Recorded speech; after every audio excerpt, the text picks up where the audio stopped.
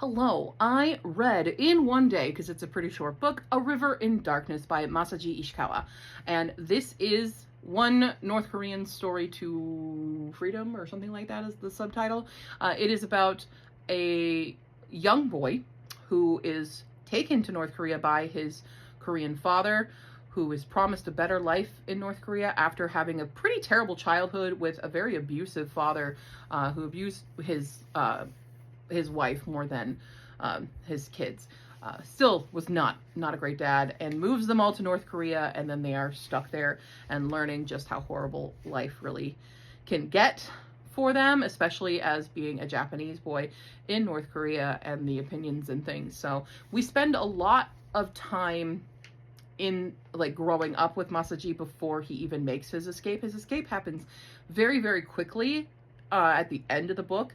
So the book feels like it ends too soon because we are left kind of feeling hopeless because we never know if Masaji finds his family because he had to leave his wife and his kids behind.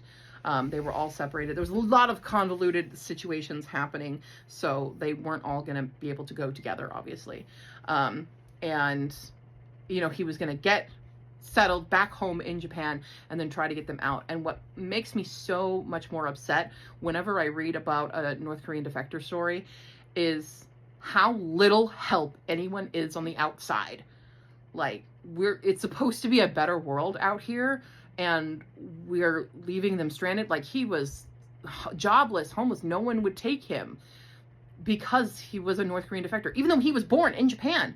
And there's no assistance from the government because, oh, we don't want to strain relationships. Like, strain them and help people. Like, it makes me so upset to hear how his story not ends, because obviously he's still moving on and stuff, but I don't know how how his story goes on because he doesn't have his kids. His wife dies. You know, that's all we know, is that she definitely passed away. We don't know what happened to his kids. We don't know what's happened to his sisters. And it's just so devastating that every time they get freedom, it's not better. And I get really frustrated with it. Why are there not more programs to help people in this situation? I've read several, and it always kind of ends this way. And I can be mad at North Korea for how North Korea is, but I can be even more mad at the outside world, because this is where we're supposed to have the ability to make life better for people who have gone through these horrible, tormenting things. But like, ugh, makes me mad. But definitely read the book.